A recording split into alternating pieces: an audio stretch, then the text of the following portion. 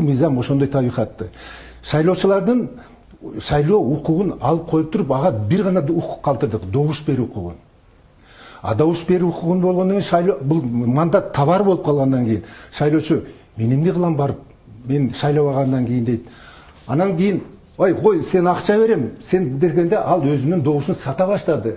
Элде дагы товар болуп калды. Мына ошентип биз негизи бул мени дайым айткан дүйнө жүзүндө бир гана мамлекет болсо өзүнүн шайлоочуларынын шайлоо укугун алып койгон.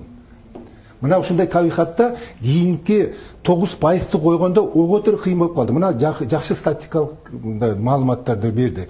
Ушул маалымат менен ким келе алат? Акчалуу адамдар келе алат деген. Эгерде биз 5 эмес 3-2%-га түшүрсөк, мүмкүнчүлүк жанагы 20 000, 30 000 алган тиги добушту алган партиялардын өкүлдөрү келип калышы мүмкүн.